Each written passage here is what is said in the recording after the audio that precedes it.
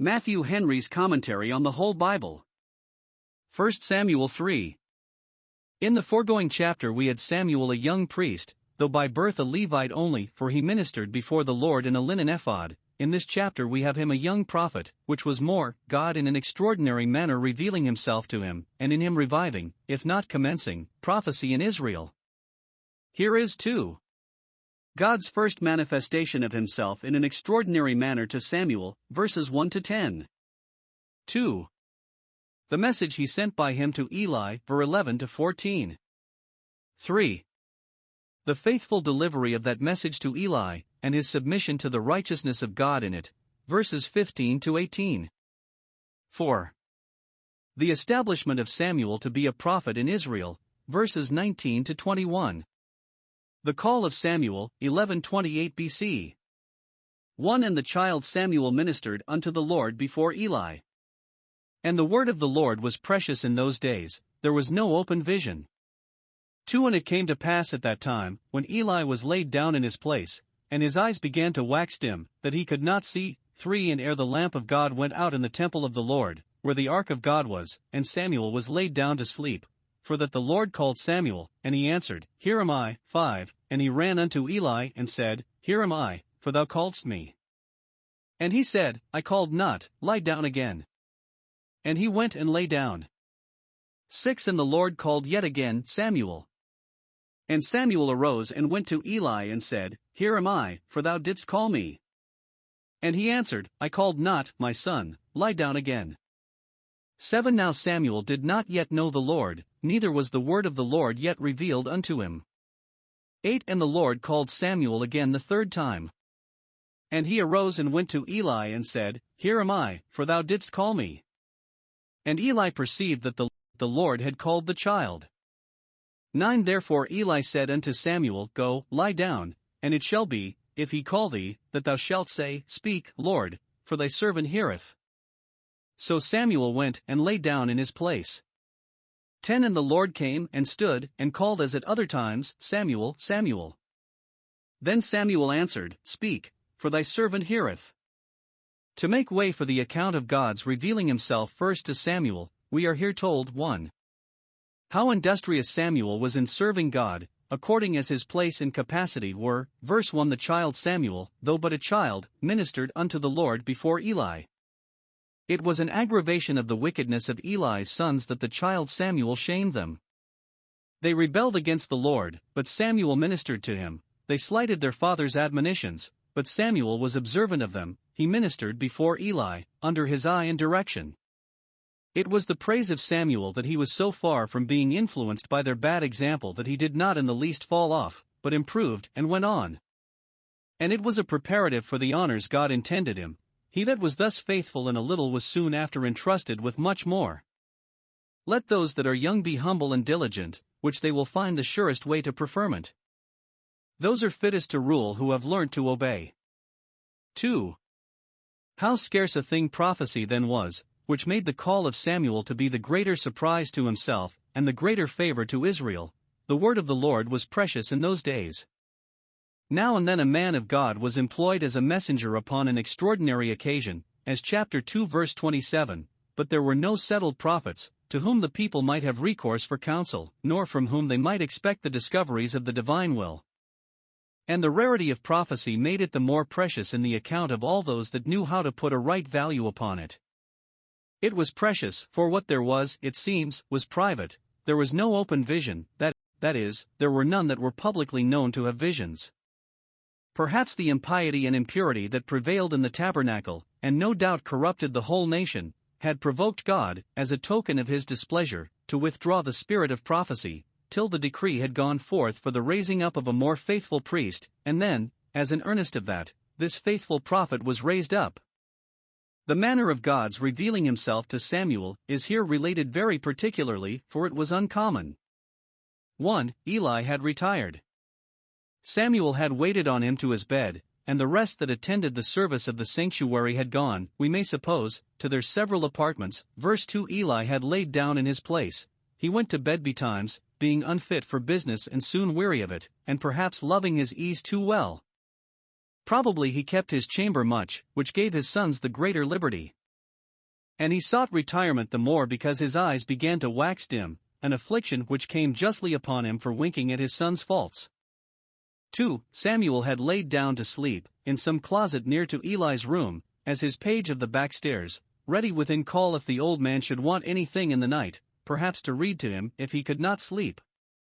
He chose to take Samuel into this office rather than any of his own family, because of the towardly disposition he observed in him. When his own sons were a grief to him, his little servitor was his joy. Let those that are afflicted in their children thank God if they have any about them in whom they are comforted. Samuel had laid down ere the lamp of God went out, verse 3. It should seem he lay somewhere so near the holy place that he went to bed by that light, before any of the lamps in the branches of the candlestick went out, for the main lamp never went out, which probably was towards midnight. Till that time Samuel had been employing himself in some good exercise or other, reading in prayer, or perhaps cleaning or making ready the holy place, and then went softly to his bed. Then we may expect God's gracious visits, when we are constant and diligent in our duty. 3. God called him by name, and he took it for Eli's call, and ran to him, verses 4 and 5.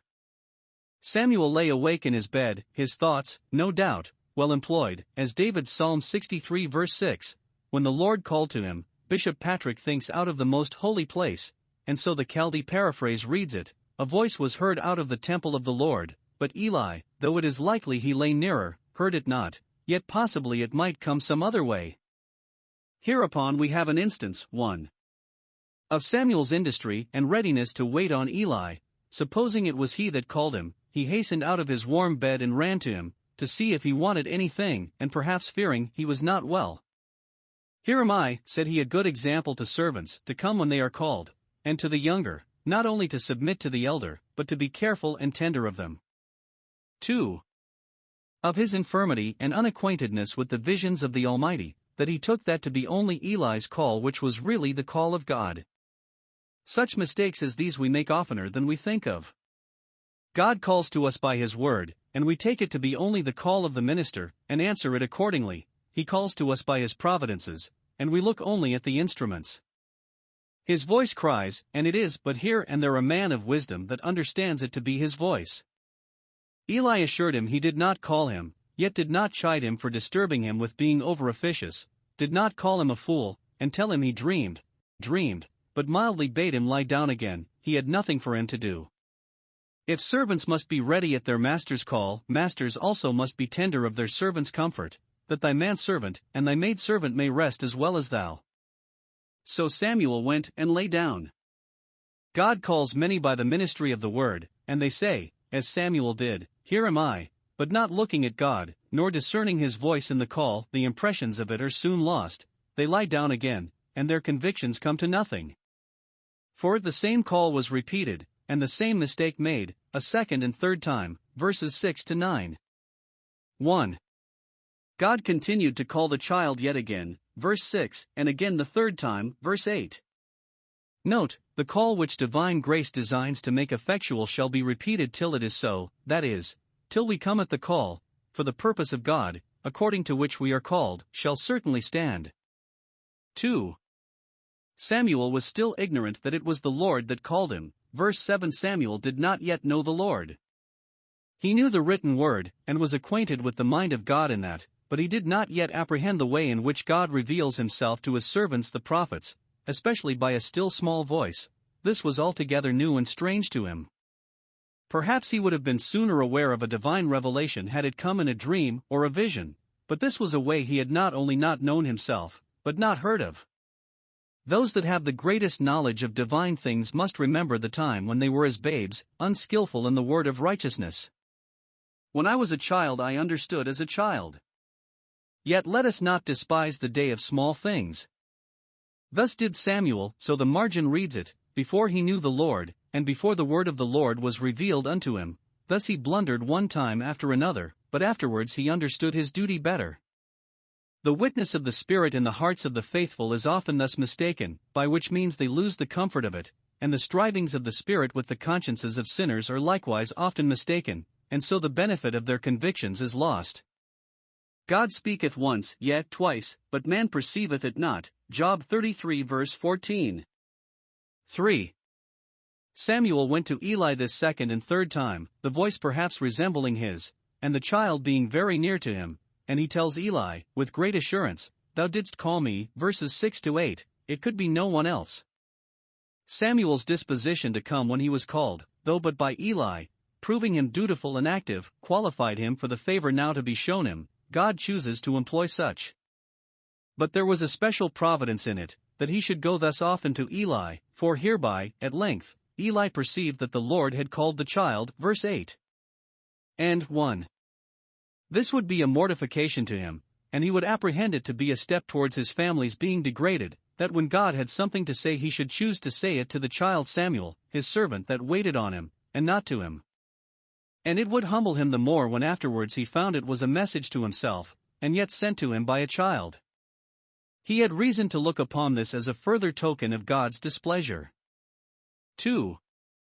This would put him upon inquiring what it was that God said to Samuel, and would abundantly satisfy him of the truth and certainty of what should be delivered, and no room would be left for him to suggest that it was but a fancy of Samuel's, for before the message was delivered he himself perceived that God was about to speak to him, and yet must not know what it was till he had it from Samuel himself. Thus even the infirmities and mistakes of those whom God employs are overruled by infinite wisdom, and made serviceable to his purposes. 5. At length Samuel was put into a posture to receive a message from God, not to be lodged with himself and go no further, but that he might be a complete prophet, to be published and made an open vision. 1. Eli, perceiving that it was the voice of God that Samuel heard, gave him instructions what to say, verse 9. This was honestly done, that though it was a disgrace to him for God's call to pass him by, and be directed to Samuel, yet he put him in the way how to entertain it. Had he been envious of this honor done to Samuel, he would have done what he could to deprive him of it, and, since he did not perceive it himself, would have bidden him lie down and sleep, and never heed it. It was but a dream, but he was of a better spirit than to act so. He gave him the best advice he could, for the forwarding of his advancement. Thus the elders should, without grudging, do their utmost to assist and improve the younger that are rising up, though they see themselves likely to be darkened and eclipsed by them. Let us never be wanting to inform and instruct those that are coming after us, even such as will soon be preferred before us. John 1 verse 30. The instruction Eli gave him was, when God called the next time, to say, "Speak, Lord, for thy servant heareth." He must call himself God's servant, must desire to know the mind of God. "Speak, Lord, speak to me, speak now," and he must prepare to hear, and promise to attend. "Thy servant heareth." Note, then we may expect that God will speak to us, when we set ourselves to hearken to what he says. Psalm 85 verse 8, Habakkuk 2 verse 1. When we come to read the word of God, and to attend on the preaching of it, we should come thus disposed, submitting ourselves to the commanding light and power of it. "Speak, Lord, for thy servant heareth." 2. It should seem that God spoke the fourth time in a way somewhat different from the other, though the call was, as at other times, a call to him by name, yet now he stood and called, which intimates that there was now some visible appearance of the divine glory to Samuel, a vision that stood before him, like that before Eliphaz, though he could not discern the form thereof. Job 4 verse 16. This satisfied him that it was not Eli that called, for he now saw the voice that spoke with him, as it is expressed, Revelation 1 verse 12. Now also the call was doubled, Samuel, Samuel, as if God delighted in the mention of his name, or to intimate that now he should be made to understand who spoke to him. God hath spoken once, twice have I heard this, Psalm 62 verse 11. It was an honor to him that God was pleased to know him by name, Exodus 33 verse 12, and then his call was powerful and effectual when he called him by name, and so brought it particularly to him, as Saul, Saul. Thus God called to Abraham by name, Genesis 22 verse 1. 3. Samuel said, as he was taught, "Speak, for thy servant heareth." Note, good words should be put into children's mouths betimes, and apt expressions of pious and devout affections, by which they may be prepared for a better acquaintance with divine things and trained up to a holy converse with them. Teach young people what they shall say, for they cannot order their speech by reason of darkness. Samuel did not now rise and run as before when he thought Eli called, but lay still and listened. The more sedate and composed our spirits are, the better prepared they are for divine discoveries. Let all tumultuous thoughts and passions be kept under, and everything be quiet and serene in the soul, and then we are fit to hear from God. All must be silent when he speaks. But observe, Samuel left out one word. He did not say, "Speak, Lord," but only, "Speak, for thy servant heareth." Way was made for the message he was now to receive, and Samuel was brought acquainted with the words of God and visions of the Almighty. And this ere the lamp of God went out, verse 3, in the temple of the Lord, which some of the Jewish writers put a mystical sense upon, before the fall of Eli, and the eclipsing of the Urim and Thummim for some time thereby, God called Samuel and made him an oracle, whence they have an observation among their doctors, that the sun riseth, and the sun goeth down. Ecclesiastes 1 verse 5, that is, say they, ere God mocketh the sun of one righteous man to set, he makes the sun of another righteous man to rise. Smith X. Kimchi. Eli and his house threatened, 1128 BC.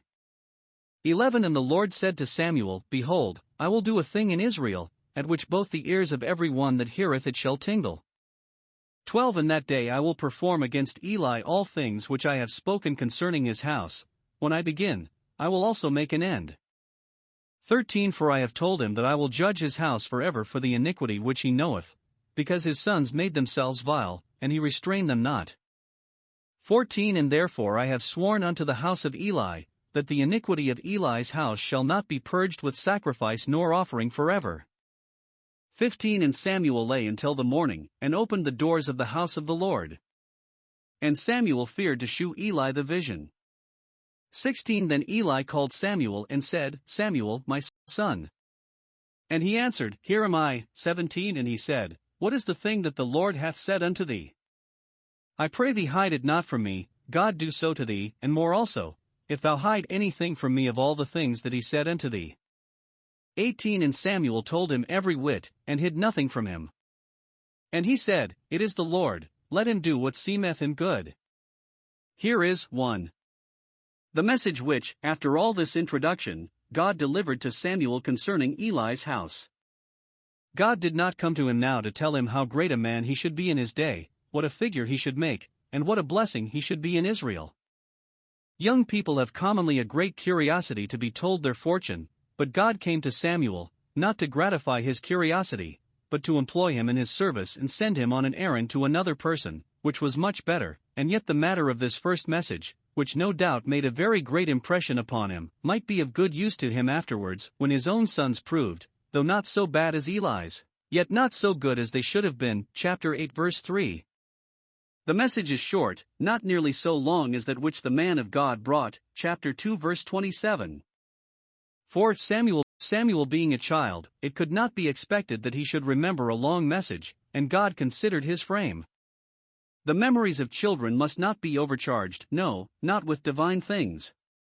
But it is a sad message, a message of wrath, to ratify the message in the former chapter, and to bind on the sentence there pronounced, because perhaps Eli did not give so much regard to that as he ought to have done. Divine threatenings, the less they are heeded, the surer they will come and the heavier they will fall. Reference is here had to what was there said concerning both the sin and the punishment. 1. Concerning the sin, it is the iniquity that he knoweth, verse 13. The man of God told him of it, and many a time his own conscience had told him of it. Oh, what a great deal of guilt and corruption is there in us concerning which we may say, It is the iniquity which our own heart knoweth, we are conscious to ourselves of it. In short, the iniquity was this, his sons made themselves vile, and he restrained them not.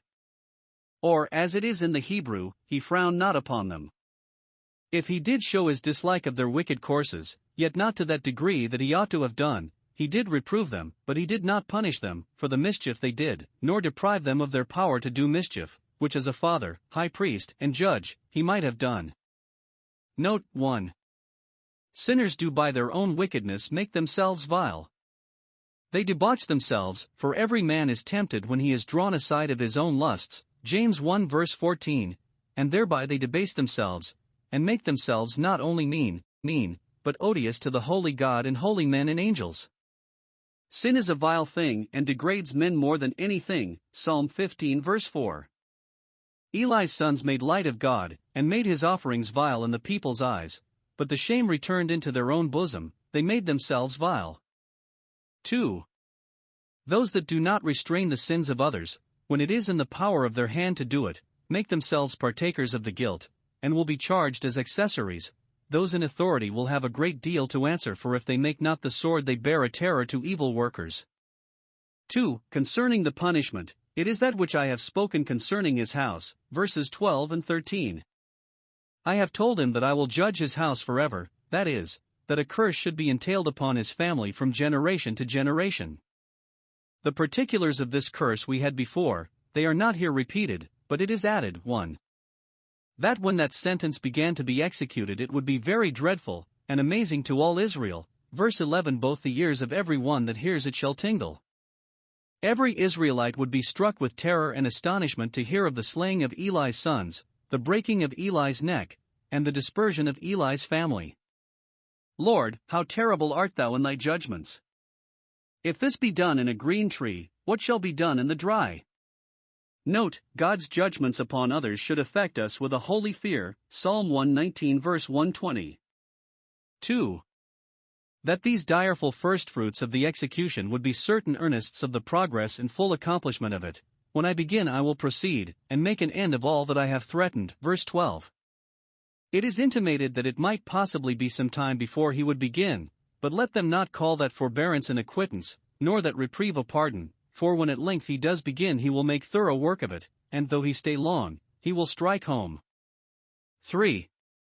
That no room should be left for hope that this sentence might be reversed, and the execution stayed or mitigated, verse 14. 1. God would not revoke the sentence, for he backed it with an oath, I have sworn to the house of Eli, and God will not go back from what he has sworn either in mercy or judgment. 2. He would never come to a composition for the forfeiture. The iniquity of Eli's house shall not be purged with sacrifice nor offering forever. No atonement shall be made for the sin, nor any abatement of the punishment. This was the imperfection of the legal sacrifices, that there were iniquities which they did not reach, which they would not purge, but the blood of Christ cleanseth from all sin, and secures all those that by faith are interested in it from that eternal death which is the wages of sin. 2. The delivery of this message to Eli. Observe. 1. Samuel's modest concealment of it, verse 15. 1. He lay till the morning, and we may well suppose he lay awake pondering on what he had heard, repeating it to himself, and considering what use he must make of it. After we have received the spiritual food of God's word, it is good to compose ourselves, and give it time to digest. 2. He opened the doors of the house of the Lord, in the morning, as he used to do, being up first in the tabernacle. That he should do so at other times was an instance of extraordinary towardliness in a child, but that he should do so this morning was an instance of great humility. God had highly honored him above all the children of his people, yet he was not proud of the honor, nor puffed up with it, did not think himself too great and too good to be employed in these mean and servile offices, but, as cheerfully as ever, went and opened the doors of the tabernacle. Note, those to whom God manifests himself he makes and keeps low in their own eyes, and willing to stoop to anything by which they may be serviceable to his glory, though but as doorkeepers in his house.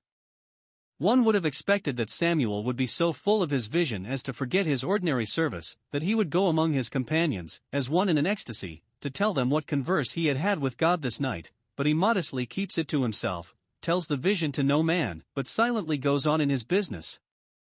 Our secret communion with God is not to be proclaimed upon the housetops. 3. He feared to show Eli the vision. If he was afraid Eli would be angry with him and chide him, then we have cause to suspect that Eli used to be as severe with this towardly child as he was indulgent to his own wicked sons, and this will bear hard upon him. But we will suppose it was rather because he was afraid to grieve and trouble the good old man that he was so shy. If he had run immediately with the tidings to Eli, this would have looked as if he desired the woeful day, and hoped to build his own family upon the ruin of Eli's, therefore it became him not to be forward to declare the vision. No good man can take pleasure in bringing evil tidings, especially not Samuel to Eli, the pupil to the tutor whom he loves and honors. 2. Eli's careful inquiry into it, verses 16 and 17. As soon as ever he heard Samuel stirring he called for him, probably to his bedside, and, having before perceived that God had spoken to him, he obliged him, not only by importunity, I pray thee, hide it not from me, but finding him timorous and backward, by an adjuration likewise God do so to thee, and more also, if thou hide anything from me. He had reason enough to fear that the message prophesied no good concerning him, but evil, and yet, because it was a message from God, he could not contentedly be ignorant of it. A good man desires to be acquainted with all the will of God, whether it make for him or against him.